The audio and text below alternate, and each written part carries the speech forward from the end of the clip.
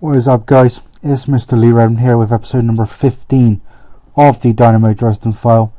We are now at the midwinter break, so we've managed to get a few more games in.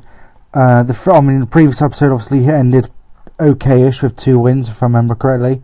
It's not really gone much better in this second half. We've picked up a couple of wins. We've had a decent run in the German Cup, but that's about it really. So what we'll do is we'll go into the fixtures. So I believe where was the last? Was it that one? I actually cannot remember where the last game was. I think it was that one actually. Was it Hanover? No, it wasn't. It was this one. Because I just lost to Braunschweig. So as you can see, it's not really gone that great, to be fair. We lost 2-1 at Braunschweig. Tobias Muller actually put us in front in the first minute. But then Stefan Kuczke again a double just before half time to make it 2-1, and that is how it ended. We managed to beat Ingolstadt in the second round of the German Cup. Stefaniak put us in front and with 10 minutes to go before half time, but Rowan Hennings equalising just after the hour mark to make it 1-1, and that's how it stayed. So we went into extra time. Tobias Muller in the 101st minute making it 2-1, and we managed to hold on and get into round 3. We then beat Alan 2-1 at home. Stefaniak in the 21st minute. Rick Tenvorde actually equalised for Alan by Casa Kamara pen just after the half hour mark. Made it 2-1, and we were able to pick up a win. Unfortunately, went downhill from there. We then lost 3-1 to Ingolstadt in the league. Pretty typical FM stuff there. Whoever wins the cup game will lose the league game. Rowan Hennings putting them in front in the 17th minute with Michael Hefeli equalising to make it 1-1 at half time. Marcel Gauss just after half time made it 2-1, and in the 93rd minute a penalty from Thomas Paletti made it 3-1 and gave Ingolstadt the points. We drew 2-2 with Mainz.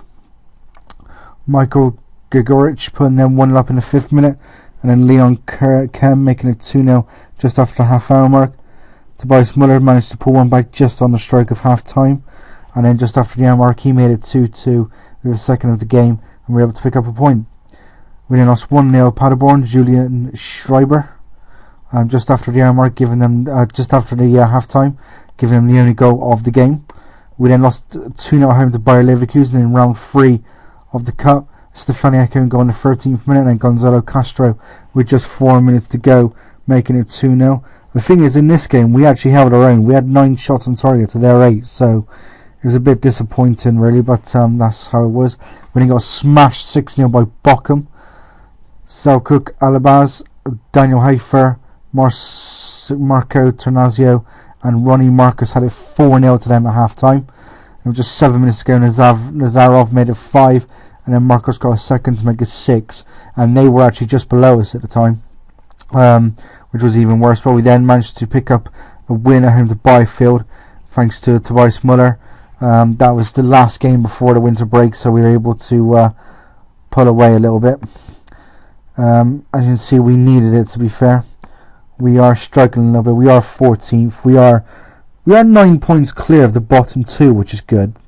But we are only 3 points clear of that playoff place to face a team from the third division. Which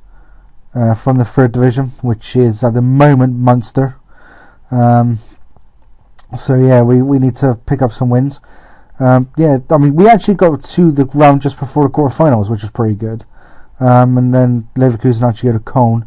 Bayern have made it through to the quarterfinals for the first time since I started. Dortmund unfortunately lost again. Wrong one. So we'll have a look at some player stats. So you got Tobias Muller top of the table, 12 goals. That's good, and I would say that's kind of good and bad. I mean, it's good the fact that we've got top goal scorer, but it's a little bit bad that I think he's probably the only person actually scoring the goals. I mean, how was it? He scored 12, and how many we scored? 22. So he's got over half our goals on his own, which could pique the interest of some of the other clubs, considering he's scoring quite a few goals for a team down there. In the actual Bundesliga itself, Bayern are top, not lost a game yet, and you got Dusseldorf, who are really struggling. Munich 1860 and Red Bull Leipzig struggling as well. Hopefully we can pull away, get a couple of results. I mean, if you have a look, I mean, we can 14 goal difference, Jesus. You got everyone else on -1. It's a shocker. I mean, I've got a worse, even Darmstadt have got the same as me. That's bad.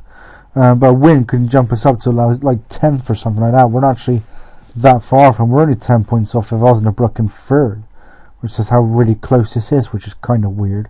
But one annoying thing is like the majority of games I'm playing, I'm actually having better goals on target and stuff than they are, but we're just not killing it off, which is why I'm looking at the attacking side of the squad, because again I'm struggling a little bit if players are getting injured, because I've got a midfielder, 2 midfielders, or 3 there, 3 attackers, 1 for each position, and striker, so we've technically not really got much cover.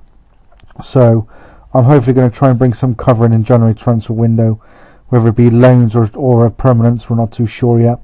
Hefele, wherever he is, oh no, well he did attract some attention just now. Good thing I've got little bit of good news. It's not great, admittedly. I do have an affiliate. However, I slightly messed up in the sense that it's not an affiliate for sending players to. It's an affiliate for me looking at youngsters, basically, and it's with Spanish club. Is it Leganés, I believe it is, or is it Leganés or yeah, Leganés. As you can see, I've got 3 affiliates of my own, or 3 previous affiliates, and I might get rid of one because at the moment I'm not able to get another one, but I might get rid of one to see if I can bring any more in, which would be nice, and hopefully that is to be able to send players out on loan. I am sending these guys or these 3, Romano, Schubert and Baliev, moving them to the lower ones. I think they're actually going to 1 team each. I think one's going to Brewe, one's going to Dresden 06, and one is going to Zwickau, the bloody hell you say it. So hopefully that'll be good. Unfortunately, Franz and Hassene I couldn't because of their age, I think. So hopefully in this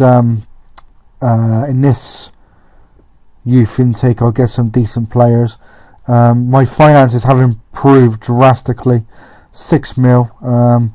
Hopefully I'll still have around that at the end of the season.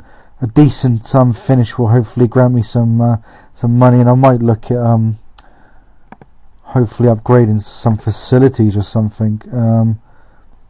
I mean, I don't need to do the stadium because that's really good, but I've got average corporate training in youth facilities, adequate junior coaching, and fairly basic youth recruitment. So I really need to boost some of that, I think, by the end of the when I get a bit more money. Hopefully we can improve that drastically, because it does need to be done. It's 2018, so Russia 2018 is almost upon us. So I will have a quick look at that for you. We did actually have the draw done, and Germany have got Japan, France and Tunisia. So we'll have a quick look at the actual full draw. I mean, we've got Jamaica, slight surprise. I think they're the only ones that are a slight surprise, to be fair. Possibly Saudi Arabia, but that's about it.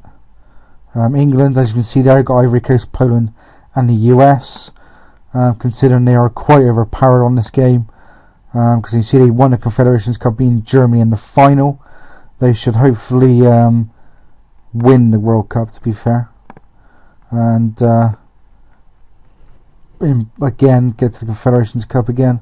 Let's have a look who else we got. Any surprises? Maybe Iran, I think, would probably be the only other surprise.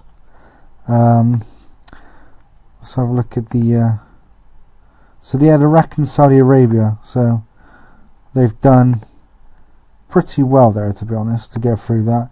You've got Japan, South Korea, Australia missing out, and you've got Saudi Arabia, Iran, China China, to be fair, not as strong as they used to be. And I think Iraq, as you can see, they lost to Costa Rica in the playoff for the final 2 places. But yeah, that's it for this episode, guys. Leave some likes, leave some comments, subscribe. Appreciate it all. Tune in next time for part 3 of the season. Just trying to work out where that's going to be.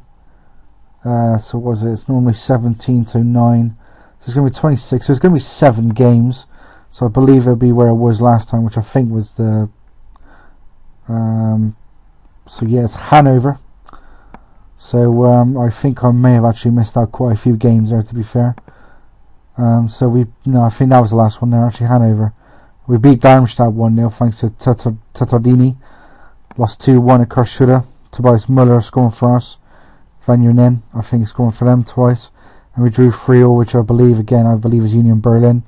Half time was 2-2. Steven Sammer actually equalising for us in the 91st minute as well, which is good. So Hanover will be the start, and then we'll carry on with the rest after that. But yeah, that's it, guys, for this episode. Hopefully you enjoyed it, and we'll carry on as hopefully we can improve and start to move up the league a little bit. But until I come back, guys, as always, take it steady.